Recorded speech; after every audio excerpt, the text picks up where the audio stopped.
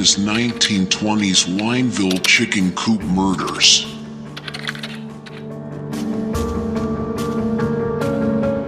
In the sun-drenched heart of Southern California, amid the picturesque landscapes of Riverside County, there existed a place that would become synonymous with one of the most horrifying chapters in American criminal history. Wineville, a small, unassuming community nestled within the fertile valleys of California, was about to become the backdrop for a nightmarish tale of murder, torture, and unspeakable horrors.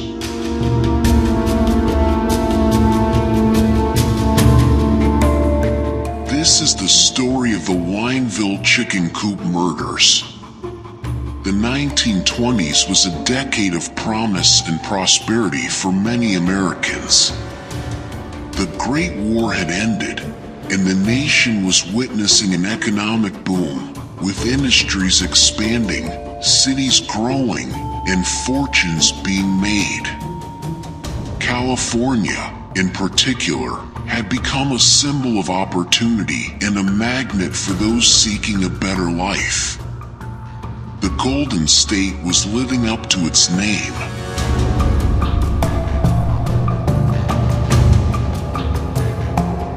But as the glittering facade of progress shone brightly, it cast long, dark shadows into the hidden corners of society. Beneath the surface, not all was well in the land of dreams. Amid the wealth and the newfound opportunities, a darkness loomed in the form of crime and violence, waiting to stain the optimism of the era.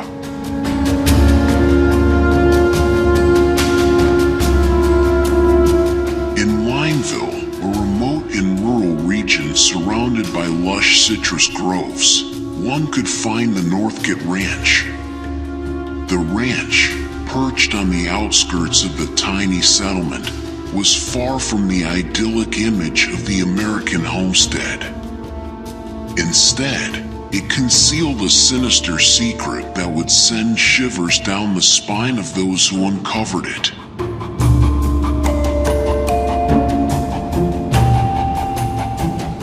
Gordon Stewart Northcott, a man with a troubled past and a sinister demeanor, owned the ranch.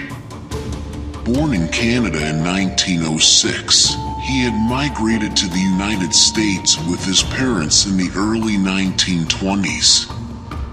This sinister landowner was anything but the archetypal farmer. His disquieting presence would soon cast a pall over the otherwise tranquil Wineville community.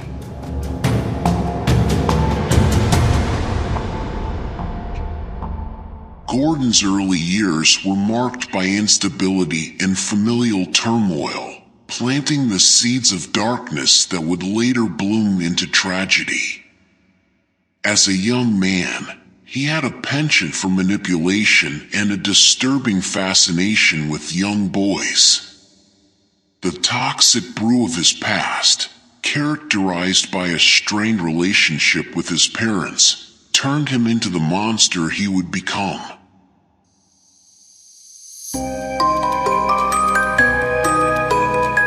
That time, the whole town was shaken by the sudden disappearance of a young boy named Walter Collins.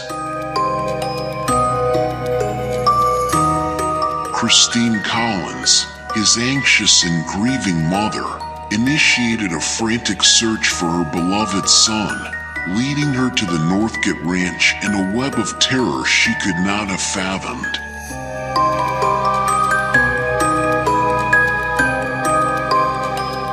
Walter's disappearance triggered a series of events that would draw the attention of law enforcement, uncover the sinister secrets of the Wineville Chicken Coop, and reveal a tragedy that continues to haunt the annals of true crime history.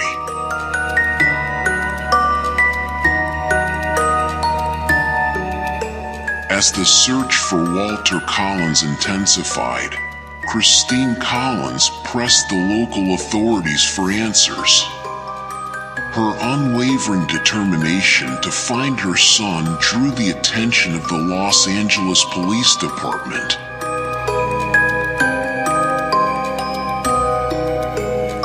The investigation was marked by a growing sense of foreboding as the ranch began to reveal its grim secrets.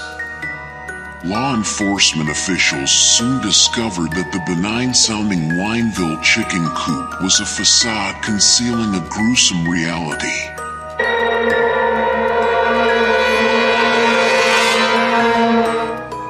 The discovery of the chicken coop was an unnerving revelation. Inside, investigators were met with a chilling scene straight from a nightmare. Stained with blood and filth, the small, confined space served as the grim theater of unimaginable atrocities. Different parts of the body were also found eventually.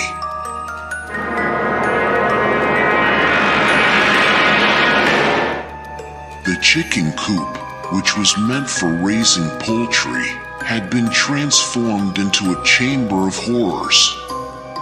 It was a place of unspeakable suffering, where the echoes of the victims' cries had long been silenced, but the evidence of their torment remained. Shackles and restraints, blood-soaked implements, and other grotesque paraphernalia testified to the horrors that had transpired within its walls.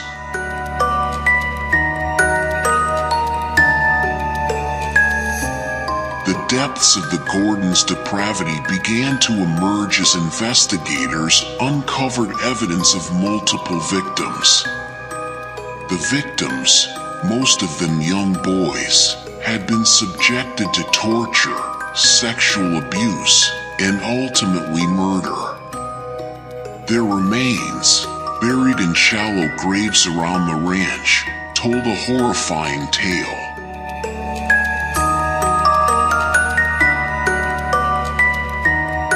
As the identities of the victims began to surface, it became clear that Walter was not alone in his ordeal.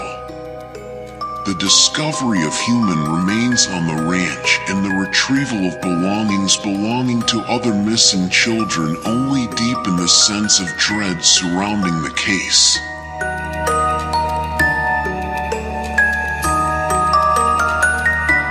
The apprehension of Gordon marked the commencement of legal proceedings that would captivate both Wineville and the entire nation.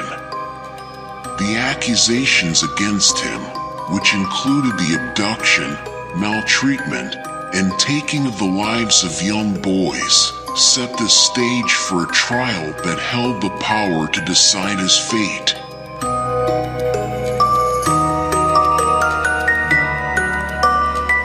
There were speculations that Gordon might have been responsible for the deaths of up to 20 boys. However, the state of California could not provide concrete evidence to substantiate these speculations. In the end, the state only pursued charges against him for the killings of an unidentified underage Mexican national, later identified as Alvin Godhe, commonly referred to as the Headless Mexican, and the tragic murders of the two young brothers, Louis and Nelson Winslow, aged 12 and 10, respectively.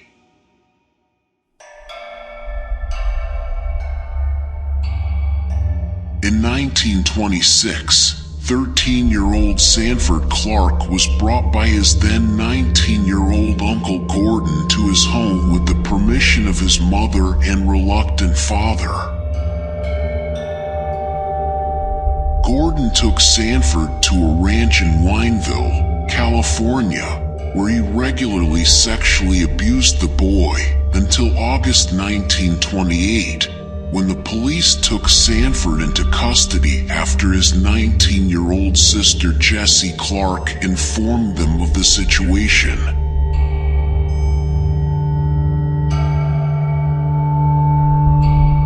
Sanford revealed that he was forced to help Gordon and his mother Sarah Louise Northcott, and killing 4 young boys after his uncle kidnapped and molested them.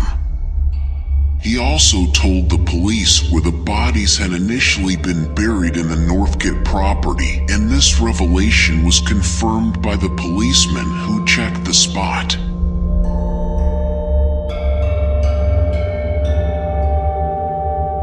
The Northcotts fled to Canada but were arrested and extradited to the United States. In late 1928, Sarah admitted her involvement in the murder of Walter, identifying him as one of her son's victims. Subsequent to her confession, she was sentenced to life imprisonment without a trial for her complicity in Walter's death.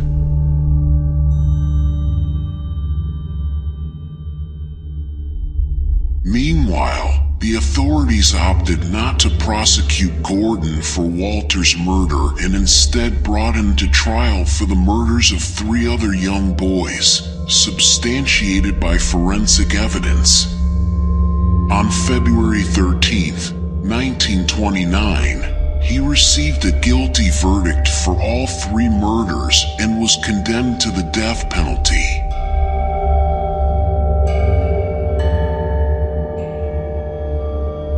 Despite these convictions, Gordon vehemently denied his involvement in Walter's murder, while Sarah later attempted to recant her confession, providing additional statements that were sporadic and inconsistent.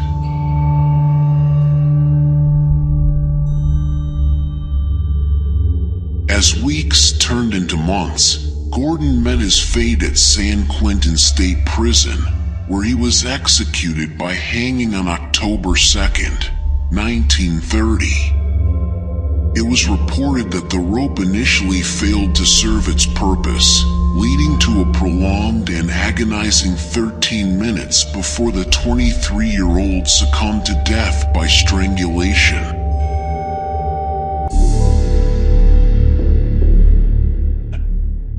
Decades later, the film Changeling was released based on real-life events from the chilling and haunting 1928 Wineville Chicken Coop Murders. The 2008 American mystery crime drama film directed, produced, and scored by Clint Eastwood starred Angelina Jolie, who played the role of Christine, who embarked on a heart-wrenching journey when she was reunited with a young boy, only to discover that he is not her long-lost son, Walter.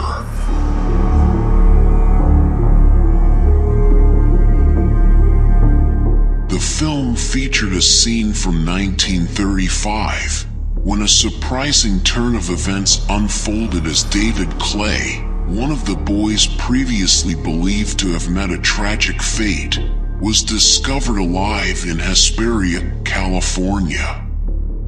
According to David, they had been held captive with another boy, and together they had managed to escape, albeit separately. While David could not confirm whether Walter had been recaptured, he firmly stated that Walter had played a vital role in their escape. This revelation breathed a glimmer of hope into Christine's heart, suggesting the possibility that Walter might still be alive.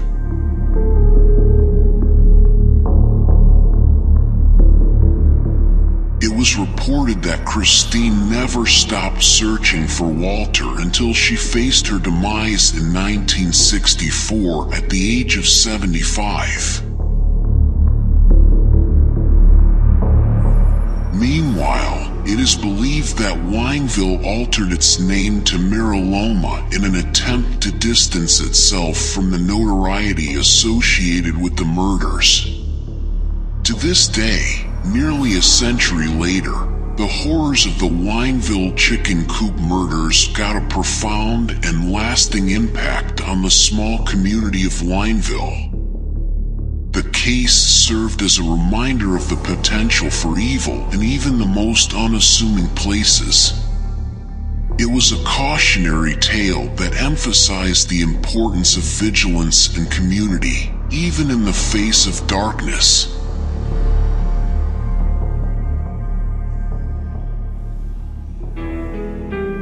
And with that, we have come to the end of our video.